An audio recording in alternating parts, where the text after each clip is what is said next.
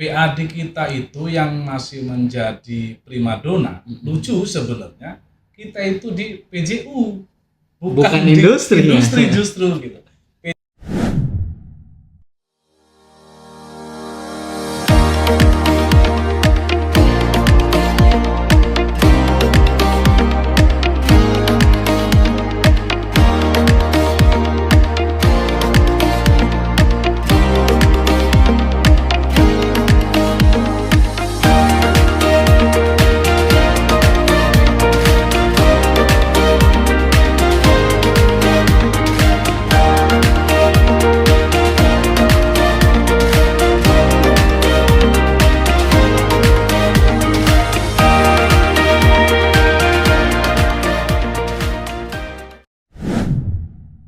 Dan kita sudah hadir Pak Haji Erik Rebi. Beliau adalah wakil ketua Komisi 3 yang akan bicara banyak soal PAD di Kota Cilegon. Kita akan mendengarkan banyak sekali nih. Sebenarnya yang kita tahu bahwa PAD Cilegon atau Kota Cilegon sebagai kotanya petrodolar nih Pak Haji.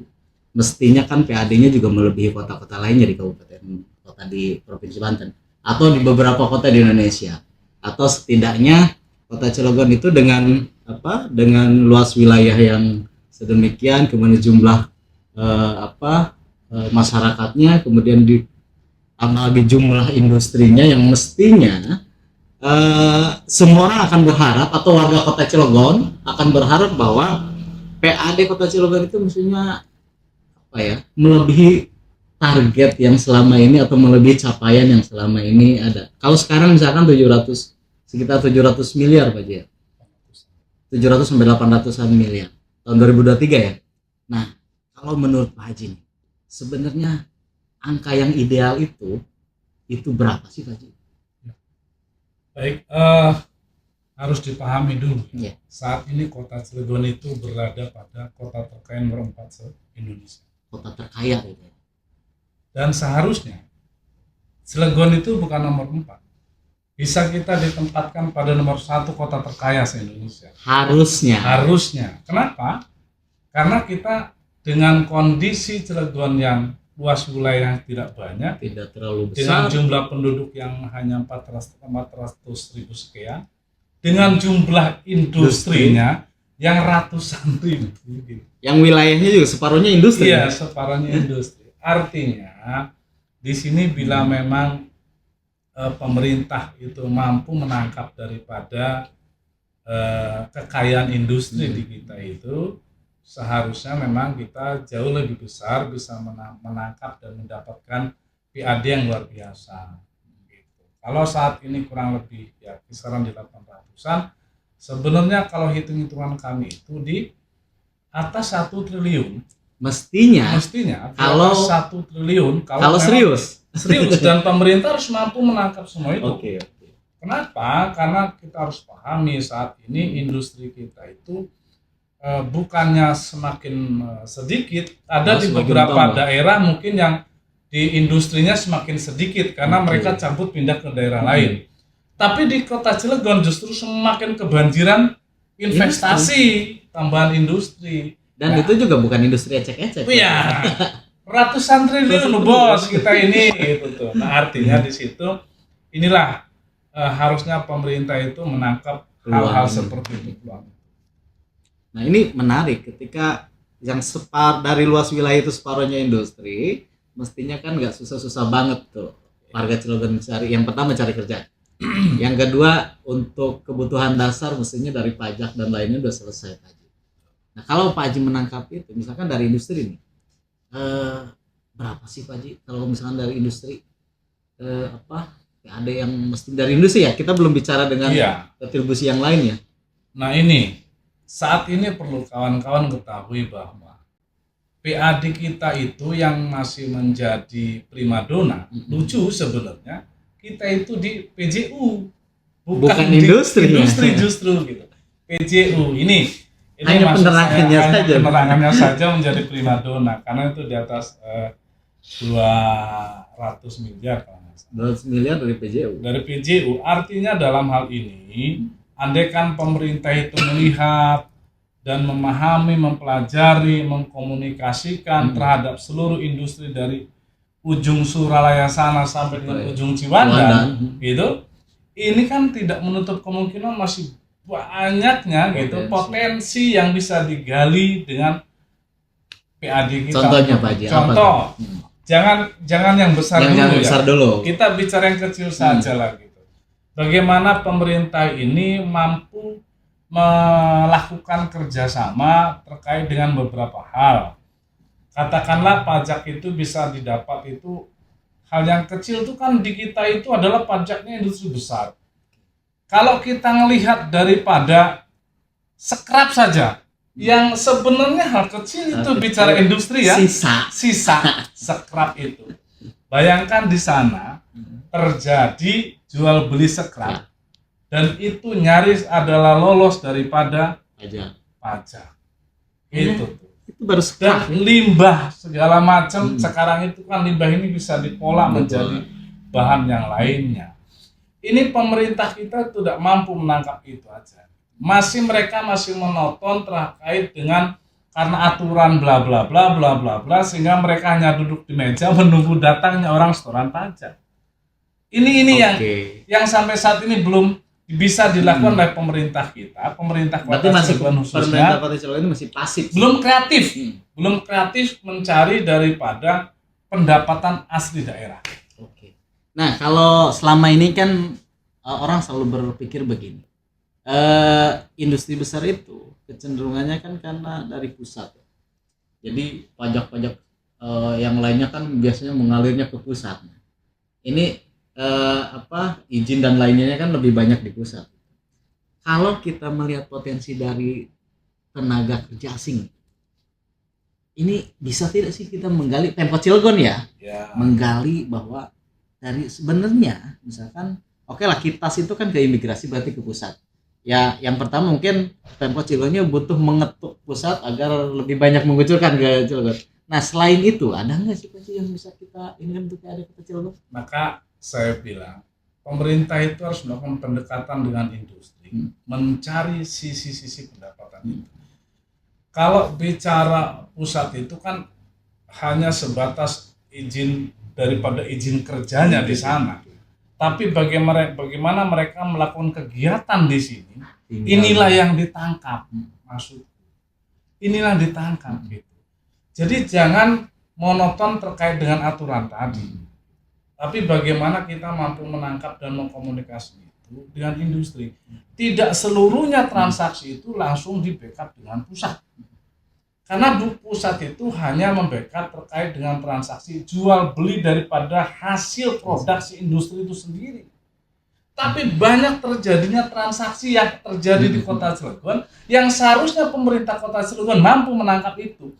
Jangan hanya melihat daripada penghasil atau hasil produksi industri, tapi bagaimana yang kecil yang mendukung pendukung daripada hasil produk itu adalah pasti ada transaksi di luar itu semua.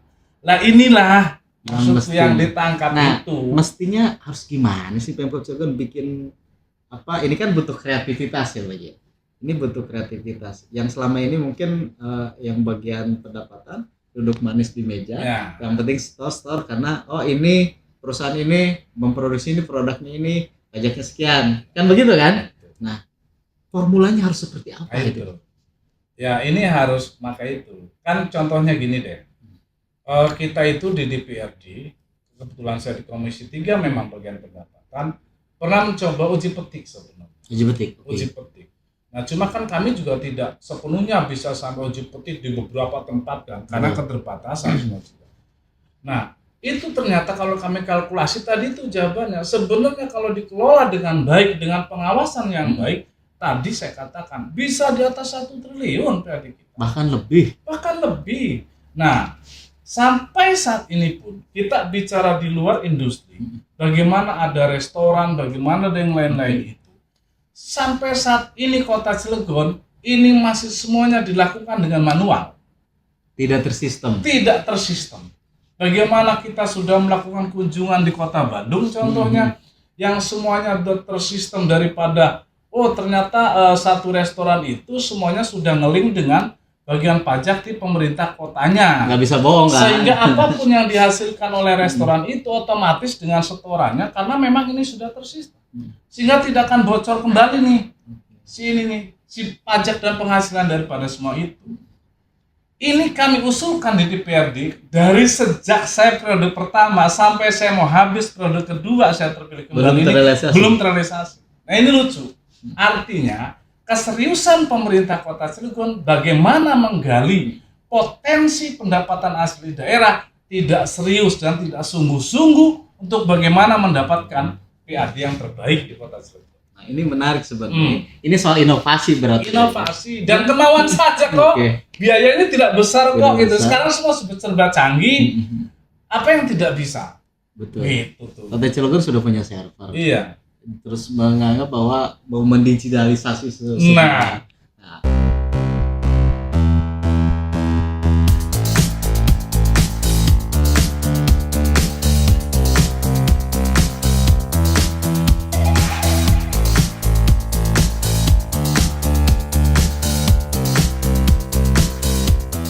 Kota Cilegon. Kota Cilegon merupakan sebuah kota di Provinsi Banten, Indonesia. Kota Cilegon berada di ujung barat laut Pulau Jawa, di tepi Selat Sunda. Kota Cilegon dikenal sebagai kota industri. Kota Cilegon terdiri atas 8 kecamatan yang dibagi lagi atas sejumlah kelurahan. Dan 8 kecamatan tersebut meliputi Kecamatan Pulau Merak, Kecamatan Grogol, Kecamatan Purwakarta, Kecamatan Citangkil, Kecamatan Cibeber, Kecamatan Cilegon, Kecamatan Jombang, Kecamatan Ciwandan. Mengingat kota ini merupakan penghasil baja terbesar di Asia Tenggara, ada yang menyebut Kota Cilegon itu sebagai kota baja karena salah satu perusahaan baja terbesar di dunia berdiri di Kota Cilegon. Sebagaimana yang kita ketahui, yaitu PT Krakatau Steel. Selain kota baja, ada juga yang menyebut Kota Cilegon sebagai kota industri karena banyak terdapat industri baik chemical maupun manufaktur di Kota Cilegon. Namun, ada juga yang menyebut Kota Cilegon itu sebagai kota lurus karena jalan raya yang cenderung lurus dari ujung ke ujung. Kini, Cilegon menjadi salah satu kota yang sangat diperhitungkan di Indonesia dengan UMK yang cukup besar. Berbagai industri berskala internasional, baik chemical maupun manufaktur, berlomba-lomba menjadikan Kota Cilegon sebagai tempat perusahaannya berdiri. Selain itu, berbagai gedung-gedung besar berdiri megah di Kota Cilegon. Banyaknya mal atau pusat perbelanjaan yang selalu ramai dikunjungi. Banyaknya perusahaan-perusahaan yang bermunculan, serta masih banyak lagi pembangunan infrastruktur Cilegon yang sangat pesat perkembangannya. Di bidang wisata pun, Cilegon cukup berkembang pesat. Berbagai wisata bermunculan di setiap sudut Kota Cilegon. Jadi, bagi kalian, sangat-sangat disarankan berkunjung ke Kota Cilegon. Terima kasih.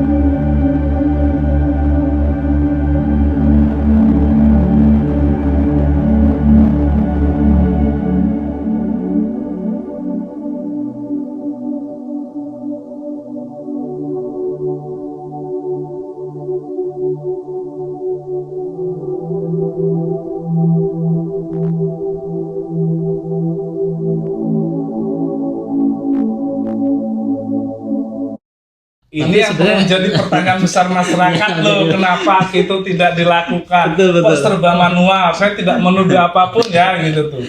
Kami juga maksudnya ini juga pertanyaan-pertanyaan yang kemudian lahir dari masyarakat. Begini Pak, ini ratusan industri yang mestinya pajaknya juga banyak Kota Cilegon turut ke jadi PAD. Ya, padahal di warganya juga masih banyak yang kemudian harus dibantu. Ini kan jadi lucu sebenarnya. Luas wilayahnya separohnya industri gitu. Kalau dihitung mungkin luas wilayah industri dengan luas wilayah Kota Cilegon itu lebih besar luas wilayah industri sebenarnya. Iya, artinya perpaduan industri dengan lingkungan dengan masyarakat sekota Cilegon ini belum terjadi. Gitu. Nah, andai kan lagi-lagi yang mampu mengkomunikasikan semua itu adalah pemerintah. Gitu. Bagaimana dengan kondisi saat ini Kota Cilegon itu bertumbuh menjamur lebih daripada 100 industri di Kota Cilegon dengan jumlah Total kelurahan, investasi ya kan? Kelurahan kita itu hanya 43 kelurahan. Selesai. Andaikan bagaimana industri ini diterapkan, berapa industri dibagi untuk melakukan pembinaan UMKM atau sebagainya, bisa pembinaan lain-lain. UMKM itu memproduksi sesuai dengan kebutuhan si industri yang tadi yang ngebina itu. Dimodalin UMKM-nya gitu kan, kembali kepada industri menjadi nilai jual, menjadi pajaknya masuk. Jadi kan ini perputaran uang yang menyentuh ke masyarakat, ke pemerintahnya masuk kembali ke masyarakat. Barang yang dihasilkan oleh UMKM dibina oleh industri, diserap oleh industri. Selesai. Kita itu saya bilang 43 kelurahan dengan 100 lebih industri ini, andaikan itu dibagi membina itu, satu, masyarakat terbantu secara ekonomi. Industri terbantu secara dengan penghasilan UMKM tadi dengan hasil tentu yang murah karena dia dibina dan kita juga transportasinya dekat. Pemerintah mendapatkan pajak dari semua itu kembali kepada masyarakat pajaknya. Sesederhana itu Sebenarnya, Bro. Tapi yang rumit adalah pelaksanakan inovasi tadi. Artinya itu tadi tinggal keinginan daripada pemerintah untuk bagaimana menekan terhadap teman-teman dinas yang memang berpenghasilan, untuk bagaimana masing-masing mereka punya mitra untuk menuju daripada kepentingan Kota Cilegon, kepentingan masyarakat dalam bagaimana meraup untuk bisa menghasilkan PAD yang baik. Nah, ini satu pertanyaan lagi mungkin.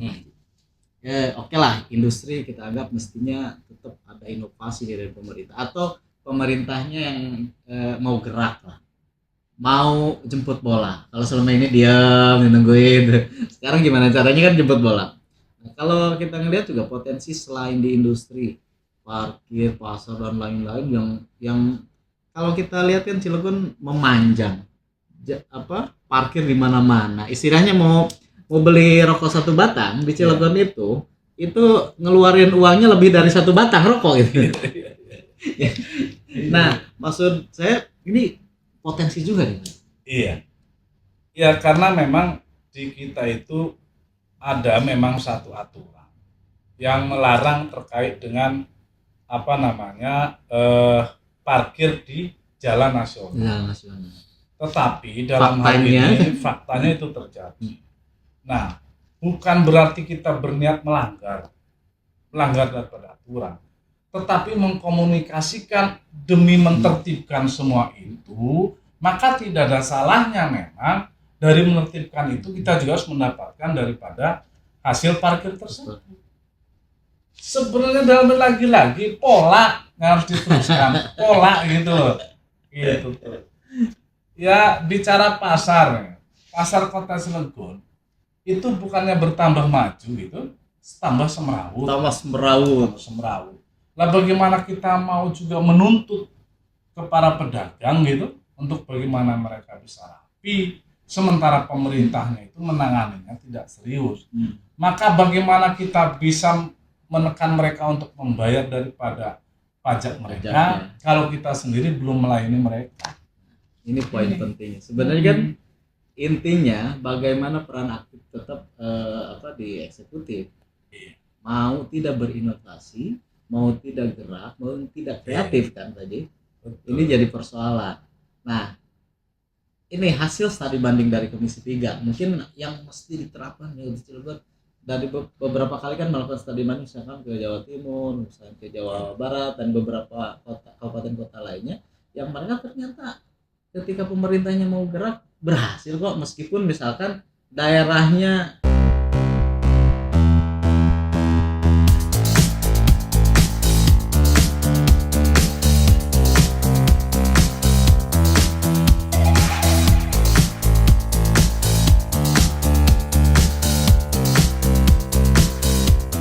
Kota Cilegon.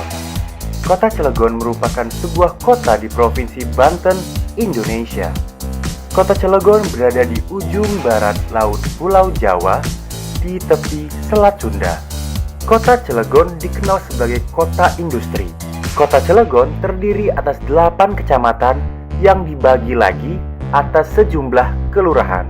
Dan 8 kecamatan tersebut meliputi Kecamatan Pulau Merak, Kecamatan Grogol, Kecamatan Purwakarta, Kecamatan Citangkil, Kecamatan Cibeber, Kecamatan Cilegon, Kecamatan Jombang, Kecamatan Ciwandan.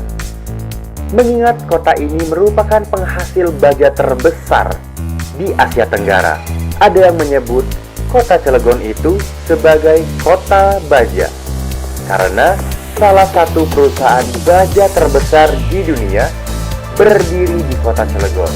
Sebagaimana yang kita ketahui, yaitu PT Krakatau Steel. Selain kota baja, ada juga yang menyebut Kota Cilegon sebagai kota industri karena banyak terdapat industri baik chemical maupun manufaktur di Kota Cilegon. Namun, ada juga yang menyebut Kota Cilegon itu sebagai kota lurus karena jalan raya yang cenderung lurus dari ujung ke ujung. Kini, Cilegon menjadi salah satu kota yang sangat diperhitungkan di Indonesia dengan UMK yang cukup besar.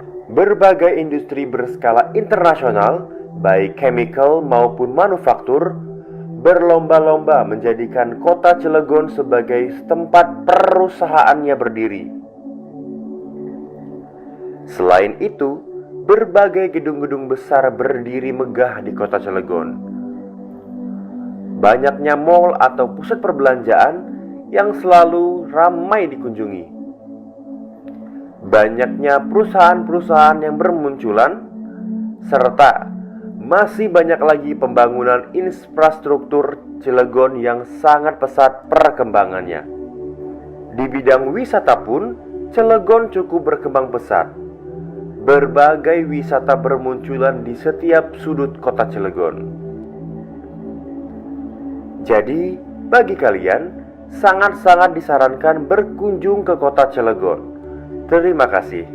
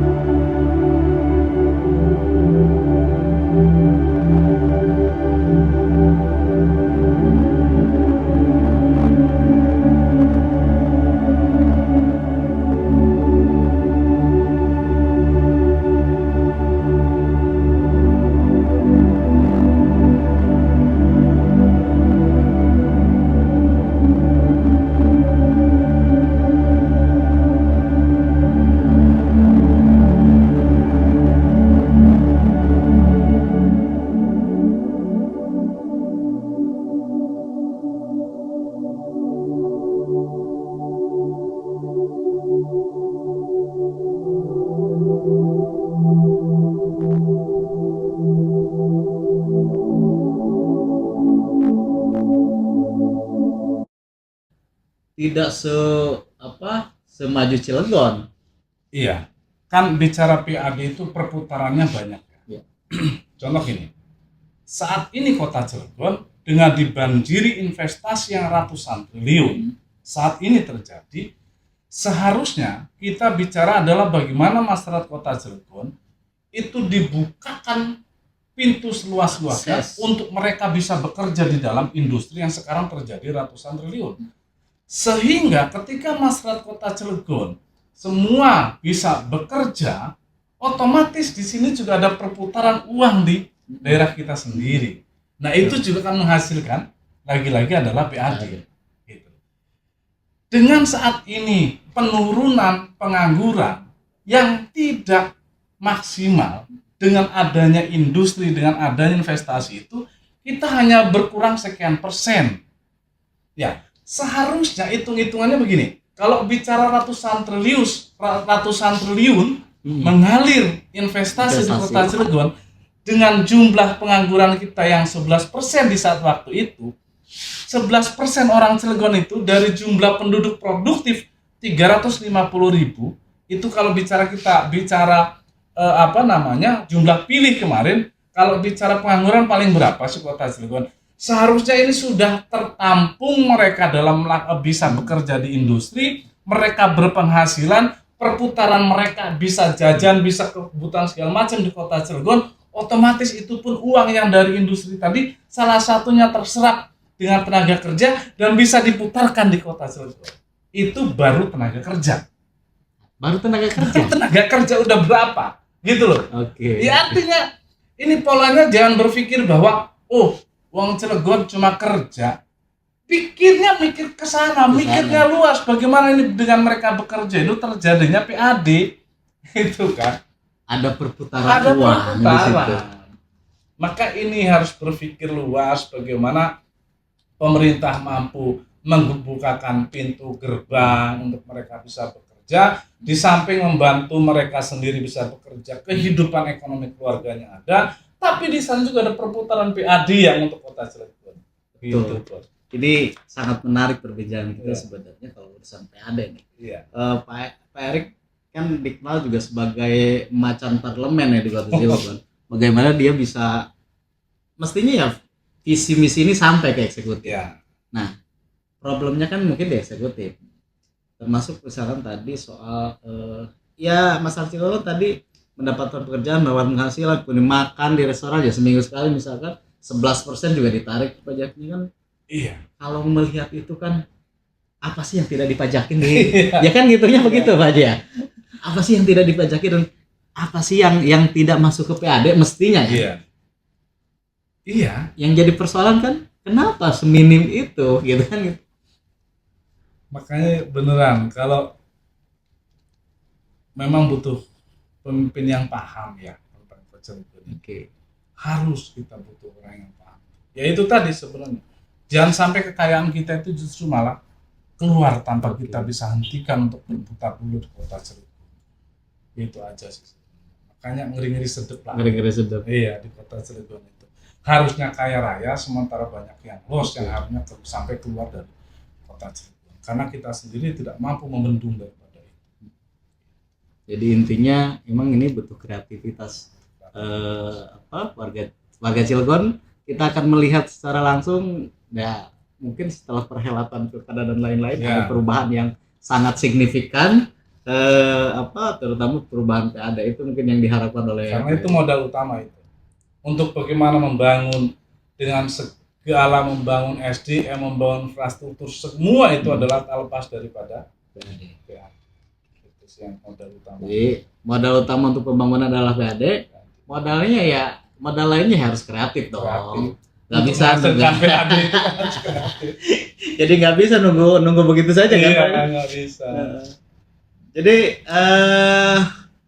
sobat tuntas podcast ini sebenarnya pembicaraan yang terlalu singkat.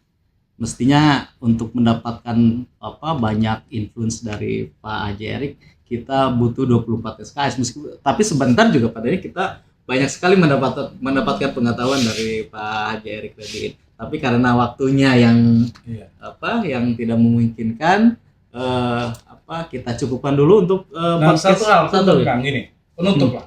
Oke. Ini nih contohnya. Saya kebetulan juga selain di Komisi 3, saya juga di Badan Anggaran Di Banggar. Nah, beberapa kali saya rapat gabungan dengan tim eksekutif itu, kadang-kadang lucu gitu. Ketika bagaimana kita sedang membahas terkait dengan pendapatan, itu mereka biasanya monoton saja, penghasilannya tuh monoton saja. Dari tahun ke tahun Standar begitu per saja tahun. sebenarnya. Nah, ketika rapat gabungan itu kita tekan, kami tidak akan mau meneruskan katakan rapat gabungan ini sebelum teman-teman eksekutif menambah daripada PAD. Tekanan itu kita lakukan bagaimana sedemikian rupa gitu. Dan itu anehnya mereka dikomando dengan Pak Sekda biasanya Bisa. menekan terhadap dinas-dinas pendapatan dan itu bisa naik loh kan. Artinya ini butuh semangat saja gitu tuh, greget kan gitu tuh. Kalau mereka semangat itu bisa gitu loh, apa yang nggak bisa. Ini kota Cilegon tinggal kreatif dan polanya saja yang harus dirubah dan butuhlah silaturahmi pendekatan terkait dengan industri itu. Jangan hanya menunggu di meja saja. Terima kasih ya. Oke, terima kasih. Ini menarik sebenarnya. Jadi harus dengan pecutan, harus Iya. dengan dorongan baru bisa gitu. Tapi mudah-mudahan tidak begitu. Kedepannya Iya. semua bisa dengan kreativitas, dengan visi misi yang sama antara eksekutif dan legislatif. Mudah-mudahan memang visi besar, misi besar untuk menciptakan PAD Kota Cilegon demi kesejahteraan masyarakat Cilegon tercapai. Siap. Terima kasih Pak Haji Erik. Siap. Terima kasih sekali untuk kesempatan waktunya sore hari ini dan sudah menyempatkan hadir di sini bersama kita membahas soal PAD. Terima Siap. kasih. Terima kasih. Sobat Tuntas Podcast, terima kasih untuk sore hari ini. Lain waktu kita kembali lagi mungkin dengan perbincangan-perbincangan Ya. yang lain mungkin dengan Pak Haji Erik pun. Terima kasih. Wabillahi taufiq wal hidayah. Wassalamualaikum warahmatullahi wabarakatuh. Waalaikumsalam.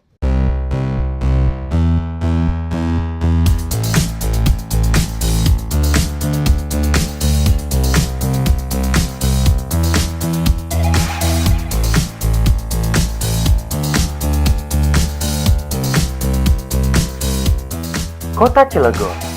Kota Cilegon merupakan sebuah kota di Provinsi Banten, Indonesia. Kota Cilegon berada di ujung barat laut Pulau Jawa, di tepi Selat Sunda. Kota Cilegon dikenal sebagai kota industri. Kota Cilegon terdiri atas 8 kecamatan yang dibagi lagi atas sejumlah kelurahan. Dan 8 kecamatan tersebut meliputi Kecamatan Pulau Merak, Kecamatan Grogol, Kecamatan Purwakarta, Kecamatan Citangkil, Kecamatan Cibeber, Kecamatan Cilegon, Kecamatan Jombang, Kecamatan Ciwandan. Mengingat kota ini merupakan penghasil baja terbesar di Asia Tenggara, ada yang menyebut kota Cilegon itu sebagai kota baja karena salah satu perusahaan baja terbesar di dunia berdiri di kota Cilegon. Sebagaimana yang kita ketahui, yaitu PT Krakatau Steel. Selain kota baja, ada juga yang menyebut kota Cilegon sebagai kota industri karena banyak terdapat industri baik chemical maupun manufaktur di kota Cilegon. Namun, ada juga yang menyebut kota Cilegon itu sebagai kota lurus karena jalan raya yang cenderung lurus dari ujung ke ujung. Kini, Cilegon menjadi salah satu kota yang sangat diperhitungkan di Indonesia dengan UMK yang cukup besar. Berbagai industri berskala internasional, baik chemical maupun manufaktur, berlomba-lomba menjadikan kota Cilegon sebagai tempat perusahaannya berdiri.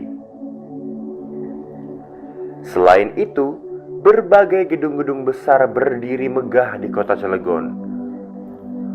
Banyaknya mal atau pusat perbelanjaan yang selalu ramai dikunjungi. Banyaknya perusahaan-perusahaan yang bermunculan, serta masih banyak lagi pembangunan infrastruktur Cilegon yang sangat pesat perkembangannya. Di bidang wisata pun, Cilegon cukup berkembang pesat. Berbagai wisata bermunculan di setiap sudut kota Cilegon. Jadi, bagi kalian, sangat-sangat disarankan berkunjung ke kota Cilegon. Terima kasih.